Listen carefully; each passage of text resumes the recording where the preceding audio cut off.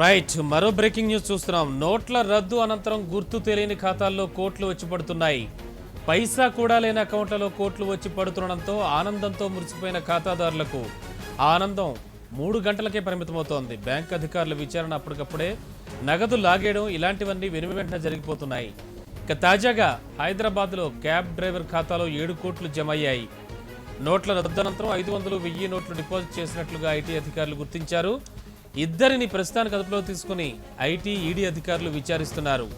ఈ cab driver అకౌంట్లోకి భారీగా నగదు రావడంతో అతను అవాక్కయ్యాడు. అలాగే బ్యాంక్ అధికారులు కూడా అవాక్కవడం జరిగింది. ఇద్దరు 7 కోట్లు డిపాజిట్ చేసినట్టుగా మనకి వస్తున్నటువంటి సమాచారం. ప్రస్తుతం మనం ఆ బ్రేకింగ్ న్యూస్ చూస్తున్నాం.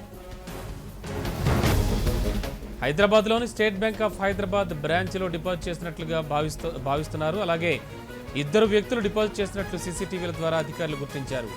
ఇద్దరితో పాటు క్యాబ్ డ్రైవర్ను కూడా అదుపులోకి తీసుకుని ఐటీ, ఈడీ అధికారులు విచారిస్తున్నారు. డబ్బు డిపాజిట్ అయిన వెంటనే డ్రైవర్ తెలివిగా బులియన్ ట్రేడర్ ఖాతాలోకి మళ్లించారు.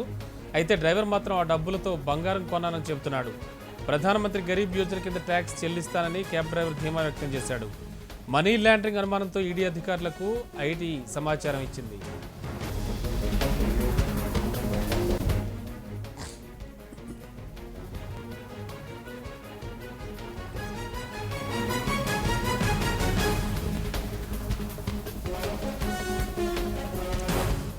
క్యాబ్ డ్రైవర్ అకౌంట్లో డిపాజిట్ వ్యవహారంలో బ్యాంక్ అధికారుల పాత్రపై కూడా విచారణ జరిపే అవకాశాలు కనిపిస్తున్నాయి.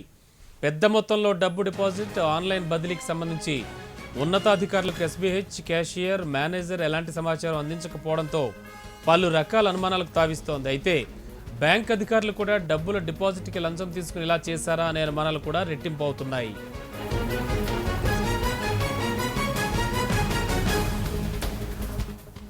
మరింత సమాచారం మా రిపోర్టర్ సందీప్ నుండి తెలుసుకుందాం. సందీప్, ఏమిటి క్యాబ్ డ్రైవర్ ఎవరు? అలాగే బ్యాంక్ అధికారులు కూడా ఇందులో పాత్ర ఏమైనా ఉందని అనిపిస్తోందా?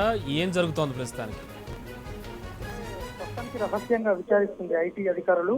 మొత్తం డిమానిటైజేషన్ తర్వాత 500, 1000 రూపాయల నోట్లతో మొత్తం 7 కోట్ల రూపాయలు ఆయన ఎస్బీహెచ్ హైదరాబాద్ బ్రాంచ్ లో డిపాజిట్ చేశాడు. అయితే ఇంత పెద్ద మొత్తం డిపాజిట్ చేసినప్పటికీ కూడా బ్యాంకు సిబ్బంది ఉన్నతాధికారులకు సమాచారం అందించాలి. కానీ ఇక్కడ క్యాషియర్ కానీ ఆ సంస్థ మేనేజర్ కూడా పై అధికారులకు చెప్పలేదు. దీంతో వీరి పాత్ర కూడా ఉందా అని అనుమానాలు వ్యక్తం చేస్తున్నారు. అయితే 7 కోట్లకు సంబంధించి ఇది డిపాజిట్ చేసిన తర్వాత దాన్ని బంగారం బులియన్ ట్రేడ్ మార్కెట్ కు తరలించాడు.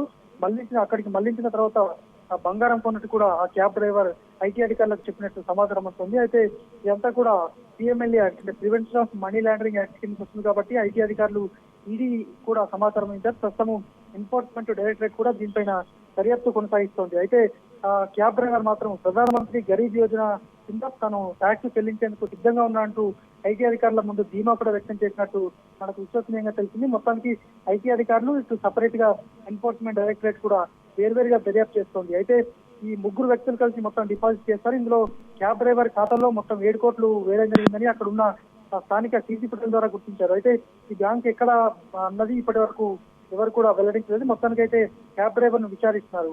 దాదాపు సాయంత్రం వరకు ఒక పోలీసు వచ్చే అవకాశం ఉంది. ఎందుకంటే ఇతర వ్యక్తుల అమౌంట్ ఇతర వ్యక్తులు ఇవ్వడం ద్వారా వేస్తాడా లేదా ఇక కారణాలు ఏంటనేది తెలవాల్సి ఉంది. రమణ,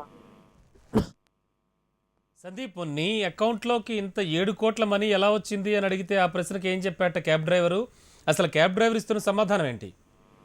అంటే ఖచ్చితంగా ఈ తన వద్ద ఉన్న సొమ్ము ఇది మొత్తం కూడా, అంటే ఆయన సొంతం లేని సమాధానం చెప్పడం ఒకటైతే ప్రస్తుతం ఐటీ విచారిస్తుండగా నేను ఉన్న సొమ్ముకు మొత్తం కూడా తను ఐటీ ఆదాయ పన్ను చెల్లించేందుకు సిద్ధంగా ఉన్నాను, ప్రధానమంత్రి గరీబ్ యోజన కింద తాను ట్యాక్స్ చెల్లిస్తానంటూ కూడా అధికారులకు వెల్లడించాలని తెలుస్తోంది. మొత్తానికైతే ఎన్ఫోర్స్మెంట్ డైరెక్టరేట్ ఇటు వీరంతా కూడా ఐటీ అధికారులు విడివిడిగా దర్యాప్తు చేస్తున్నారు. మొత్తానికి సీసీ ఫుటేజ్ అంటే అక్కడ 3 వ్యక్తులు వచ్చినట్టు మాత్రం ఒక ప్రాథమికంగా నిర్ధారణకు వచ్చారు. ఈ అమౌంట్ స్వతహాగా వచ్చిందేనా, దానికి సంబంధించిన ఆధారాలు చూపించాల్సి ఉంటుంది. ఒకవేళ అది ఇతర వ్యక్తులు అయితే మాత్రం ఖచ్చితంగా దానికి లెక్కలు చూపని పక్షంలో ఐటీ వాటిని స్వాధీనం చేసుకునే అవకాశం ఉంటుంది. మొత్తానికి సాయంత్రానికి ఒక కొలికి వచ్చే అవకాశం ఉంటుంది. రమణ,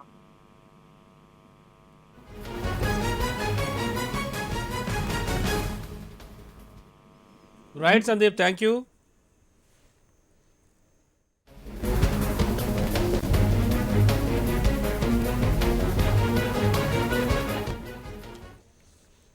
ఓ స్మాల్ బ్రేక్ తీసుకుందాం.